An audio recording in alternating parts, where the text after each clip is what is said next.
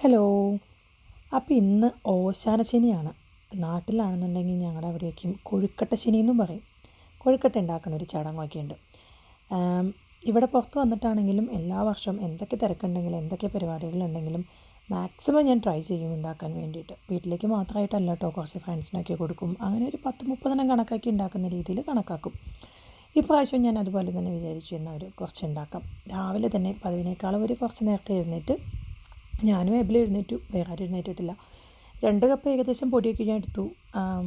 അതിന് ഉപ്പൊക്കെ ഇട്ടു. ഞാൻ ശർക്കര എടുത്ത്, ശർക്കരയാണെന്നുണ്ടെങ്കിൽ ഞങ്ങൾ മേടിച്ചിട്ട് കുറച്ചായി.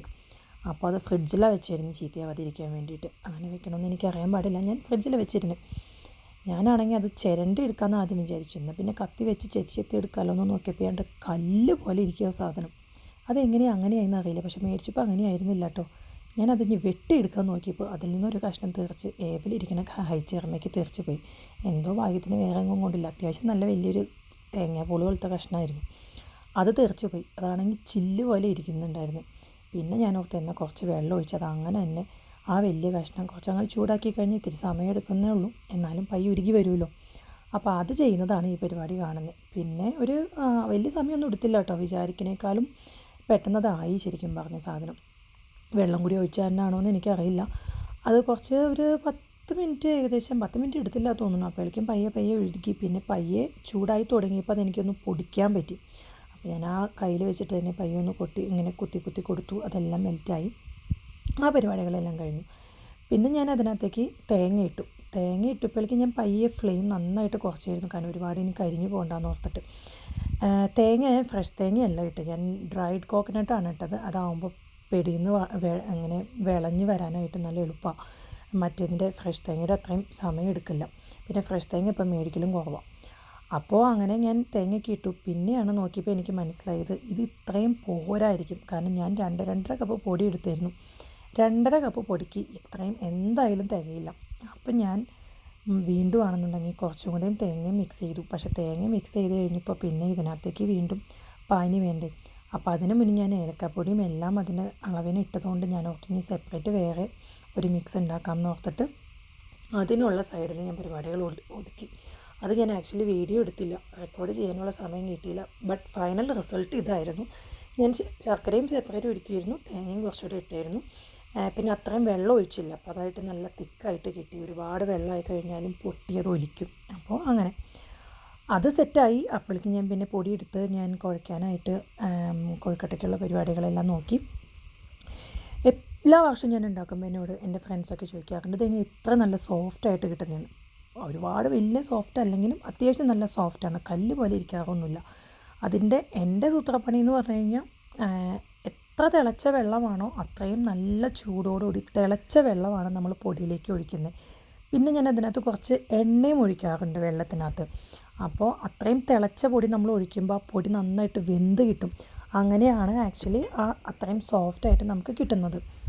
അത് നമ്മൾക്ക് അപ്പം എന്തെങ്കിലും കൈ വെച്ചിട്ട് ചൂടായതുകൊണ്ട് നമുക്ക് കുഴയ്ക്കാൻ പറ്റില്ല. പക്ഷെ ഞാനതൊരു കയ്യിൽ വെച്ചിട്ട് ഞാൻ ഇളക്കി മാക്സിമം ഞാനത് മിക്സ് ആക്കും. എന്നിട്ട് ഒന്ന് പയ്യെ ചൂടാറി കഴിയുമ്പോഴാണ് ഞാൻ കൈ വെച്ചിട്ട് ശരിക്കും മിക്സ് ചെയ്യുന്നത്. ഇപ്പം ഞാൻ കൈ വെച്ച് കുഴയ്ക്കുമ്പോഴും അത്യാവശ്യം നല്ല ചൂടുണ്ട് കേട്ടോ, കയ്യിലേക്ക് നല്ല ചൂട് വരും. പക്ഷേ എന്നാലും ഒന്ന് മിക്സ് ആവാൻ വേണ്ടിയിട്ട് കൈ വെച്ച് ഞാൻ കുഴച്ചു. അത് കഴിഞ്ഞ് കുറച്ച് നേരം ഞാനൊരു പാത്രം വെച്ച് മൂടി വെച്ചില്ല എന്നുണ്ടെങ്കിൽ അത് ഭയങ്കര ഡ്രൈ ആയിപ്പോവും. അത് കഴിഞ്ഞിട്ടാണ് ഞാൻ ശരിക്കും നല്ല മിക്സ് ആക്കി എടുത്തു. അപ്പോൾ ശരിക്കും ഏകദേശം ഈ ഒരു പരുവാണ്, നമ്മൾ കൈമ തൊട്ട് കഴിഞ്ഞാൽ കൈമ ആവാത്ത ഒരു നല്ല ഒട്ടാത്ത പരുവം. ആ ഒരു പരുവത്തിൽ കിട്ടിക്കഴിഞ്ഞാൽ നല്ല സോഫ്റ്റായിട്ടുള്ള കൊഴുക്കട്ട നമുക്ക് കിട്ടും. ഇനിയാണ് നമ്മുടെ കഴിവ് തെളിയിക്കുന്ന പരിപാടി വരുന്നത്. ഇതെന്ന് പറയുന്നത് ഇത്തിരി ടാസ്ക് ആട്ടോ. ടാസ്ക് എന്ന് പറഞ്ഞു കഴിഞ്ഞാൽ സ്ഥിരം ഉണ്ടാക്കി നല്ല പരിചയമൊക്കെ ഉള്ളവർക്ക് വലിയ പരിപാടിയുള്ള കാര്യമൊന്നുമല്ല. പക്ഷേ ആദ്യമായിട്ട് ഉണ്ടാക്കുമ്പോൾ അയ്യോ നല്ല പണി പിടിച്ച പരിപാടിയാണ് ഇത്. ഉരുട്ടാന്നുള്ളത് ടാസ്കല്ല, അത് വലിയ കുഴപ്പമില്ല, സാധാരണ ഉരുട്ടി അങ്ങോട്ട് ഇട്ടാൽ മതി.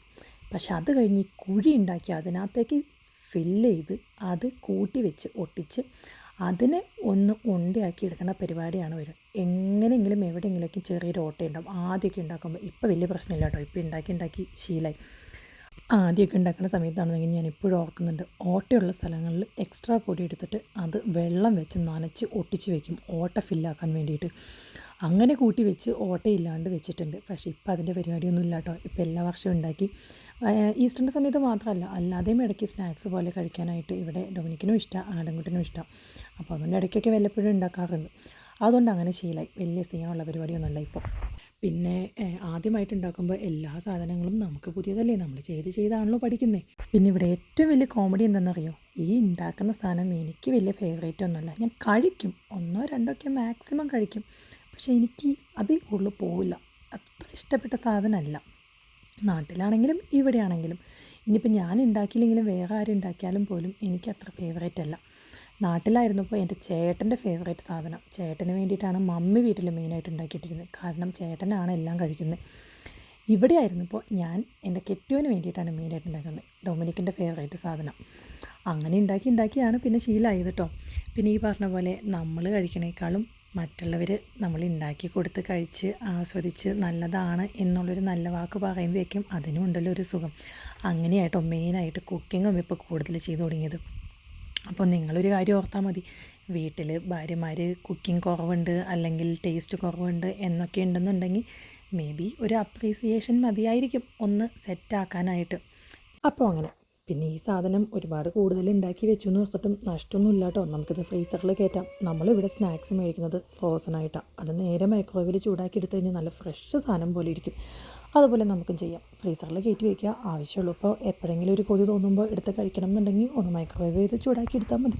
പിന്നെ എന്താ, അങ്ങനെ ഞാൻ കുറച്ച് എല്ലാം ഉണ്ടാക്കി കഴിഞ്ഞ് ഞാൻ ഒരു 10-15 മൊത്തം ഒരു ട്രിപ്പ് ഉണ്ടാക്കി വെച്ചു. അതിനകത്ത് ഏകദേശം 5-6 ഒരു ട്രിപ്പിനകത്ത് പോയിരുന്നു. ഞാനാണെങ്കിൽ വാഴല വെച്ചിട്ടാണ് അതിനകത്ത് വെച്ചത്. അപ്പോൾ ചെറിയൊരു വാഴലയുടെ ഫ്ലേവറും കൂടി കിട്ടും. സാധാരണ കൊഴുക്കട്ട ആണെങ്കിലും നല്ലത് തന്നെയാണ്, പക്ഷേ വാഴലയും കൂടി വെക്കുമ്പോൾ അതിൻ്റെ ചെറിയൊരു വാടിയൊരു ടേസ്റ്റ്, ഇത് ഫ്രോസൺ വാഴലയാണ് എന്നാൽ പോലും വാഴലയുടെ ഫ്ലേവർ നമുക്ക് കിട്ടും. അങ്ങനെ അത് വെച്ചു. ഏകദേശം ഒരു 15-10 മിനിറ്റോളം മതിയായിരുന്നു. ഒരു മീഡിയത്തിൻ്റെയും ഹൈയുടെയും ഇടയ്ക്കിട്ട് ഫ്ലെയിമിൽ ഞാൻ അങ്ങനെ വെച്ചു. അതെല്ലാം കഴിയുമ്പോൾ കുറച്ചൊക്കെ പൊട്ടിയിരുന്നു കേട്ടോ. കാരണം ഞാൻ മാവ് ഉണ്ടാക്കി കഴിഞ്ഞതിന് ശേഷം പിന്നെ അതിൻ്റെ ഇടയ്ക്ക് ഏബിളിൻ്റെ ഫീഡിങ് ഉണ്ടായിരുന്നു, പരിപാടികളുണ്ടായിരുന്നു. അതെല്ലാം കഴിഞ്ഞിട്ടാണ് പിന്നെ ഞാൻ ഉണ്ടാക്കി തുടങ്ങിയത്. അപ്പോഴേക്കും മാവ് ഇച്ചിരി കുറച്ച് നേരം ഇരുന്നത് കൊണ്ട് എനിക്ക് തോന്നുന്നു ഇത്തിരി പയ്യെ ഡ്രൈ ആയി തുടങ്ങിയിരുന്നു. അതാണോ എന്നറിയില്ല. ചെറുതായിട്ട് 1-2 പൊട്ടിയിരുന്നു, എന്നാലും ഒരുപാടൊന്നും പൊട്ടിയില്ല, വലിയ കുഴപ്പമില്ലാണ്ട് കിട്ടി. നല്ല സോഫ്റ്റും ആയിരുന്നു, കുഴപ്പമൊന്നും ഉണ്ടായിരുന്നില്ല. പിന്നെ കുറച്ച് കൊടുക്കാനുള്ളതൊക്കെ അങ്ങനെയൊക്കെ കൊടുത്തു. ലാസ്റ്റ് ട്രിപ്പ് നമ്മൾ ഉണ്ടാക്കിയതാണ് ആക്ച്വലി ഞാൻ റെക്കോർഡ് ചെയ്തത്. അങ്ങനെ പിന്നെ അതെല്ലാം കഴിഞ്ഞ് ആഡംകുട്ടന് ഒരെണ്ണത്തിൽ കൂടുതൽ ഉള്ളിൽ ഫില്ലുള്ളതൊന്നും ഇഷ്ടമല്ല. അപ്പോൾ ആഡമിന് അതിൻ്റെ ഉള്ളിൽ തേങ്ങ ഇല്ലാത്തതാണ് കൂടുതലിഷ്ടം. അപ്പോൾ അവന് വേണ്ടിയിട്ട് സ്പെഷ്യലായിട്ട് ഞാൻ ഇതും കൂടെ ഉണ്ടാക്കി. ഇത് ഞങ്ങളുടെ അവിടെ പീച്ചപ്പൊടി എന്ന് പറയും. എല്ലാ നാട്ടിലും എന്താ പറയണതെന്നൊന്നും എനിക്കറിയില്ല. ഇത് ഞങ്ങളുടെ അവിടെ പീച്ചപ്പൊടി എന്നാണ് പറയുന്നത്. ഇതിൻ്റെ ഉള്ളിൽ ഇത് ഫില്ലിംഗ് ഒന്നുമില്ല, ജസ്റ്റ് ഇത് ഇങ്ങനെ ഒരു ഷേപ്പിന് ഒരു ഭംഗിക്ക് വേണ്ടിയിട്ട് ഉരുട്ടുക, ഒന്ന് പരത്തുക, അതൊന്ന് നെക്കി കൊടുക്കുക. ഇത് വരുമ്പോഴാണ് അതിന് ഒരു ഭംഗി കിട്ടും. അങ്ങനെ അതെല്ലാം കഴിഞ്ഞ് പിന്നെ അതും കൂടി സെറ്റാക്കി കഴിഞ്ഞപ്പോൾ ഇതും കൂടെ ഞാൻ വെച്ച് എല്ലാം വെന്ത് കഴിഞ്ഞു. അപ്പോഴേക്കും ഒരു നേരമായി, ഏകദേശം ഉച്ചയാവാറായിട്ടോ. അപ്പോഴേക്കും കൊടുക്കാനുള്ളതൊക്കെ കൊടുത്തു. ഞാൻ കഴിക്കാനുള്ളത് ഒരെണ്ണം കഴിച്ചു നോക്കി. ആടൻകുട്ടൻ ഒരു 3-4 കഴിച്ചു.